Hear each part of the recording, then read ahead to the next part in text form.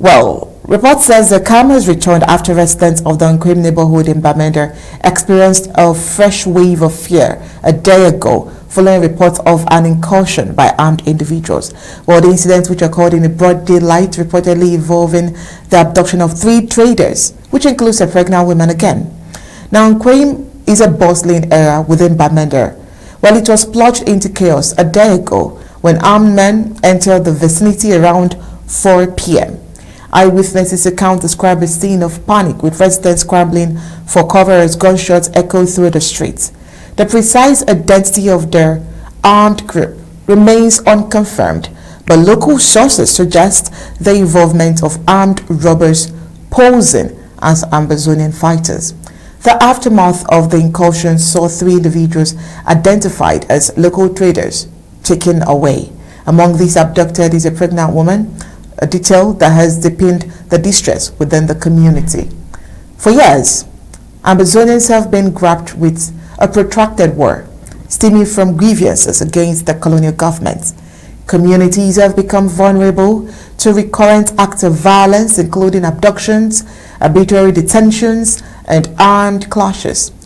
This ongoing instability means that residents of Bamenda and other affected areas live in constant state of fear, with incidents like the recent abduction serving as painful reminders of the ever-present dangers.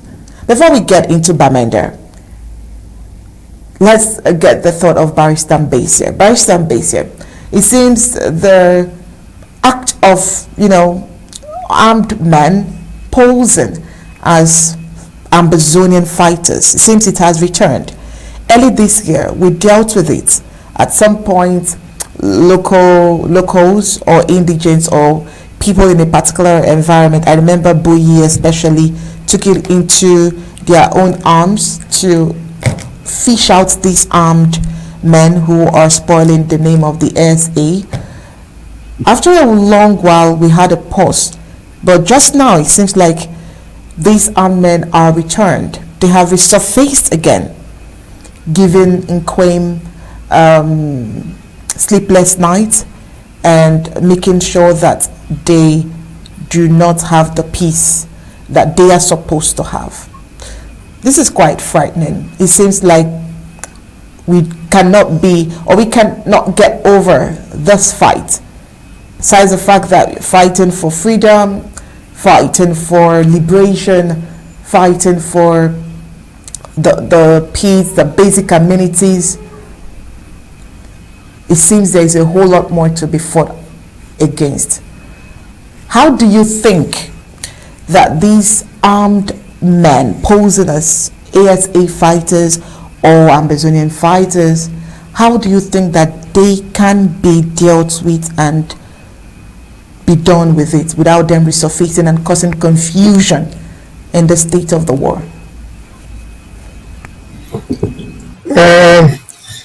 I think, again, the narrative is not right.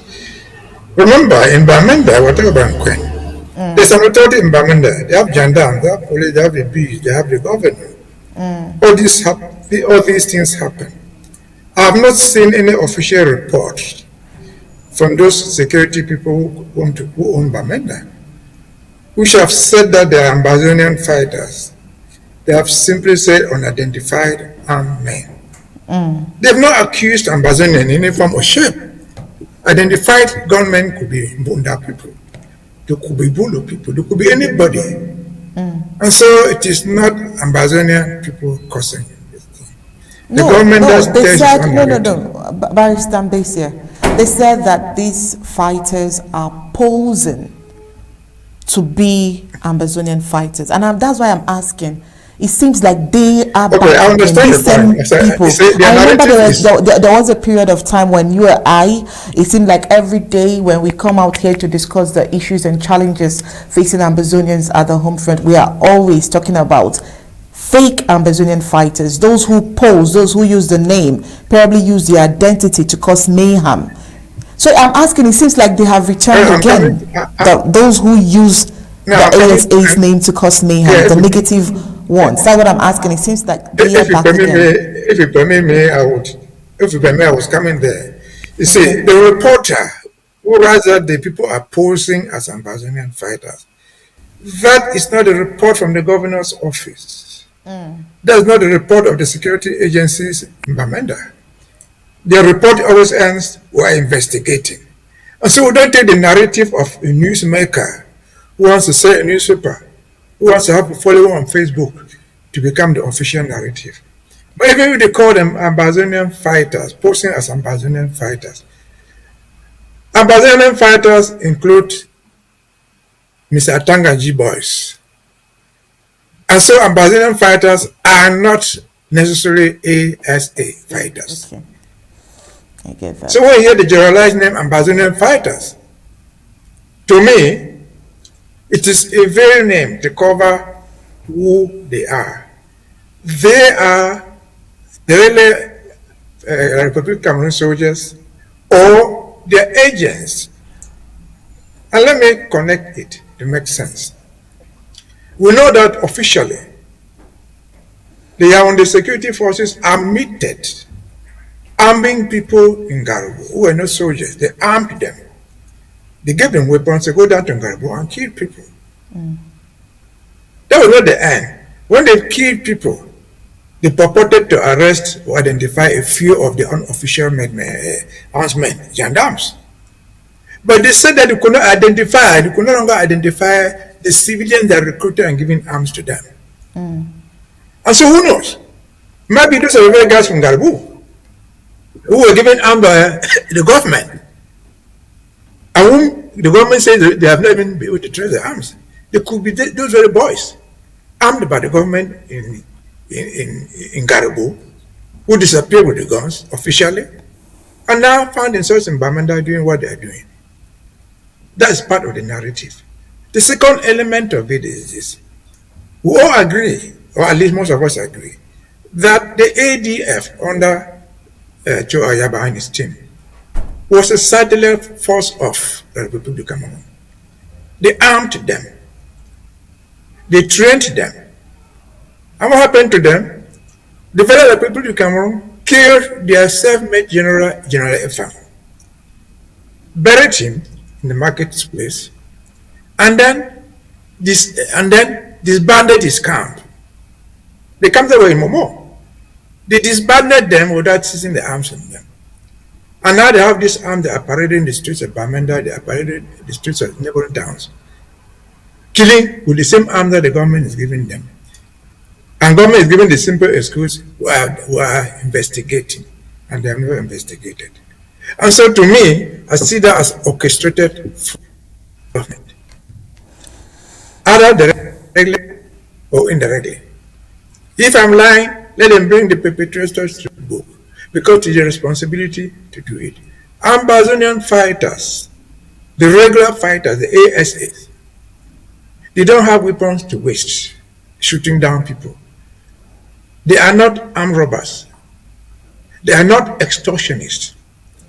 The few arms that we'll get, or that we have, will target the right people, the military or their agents.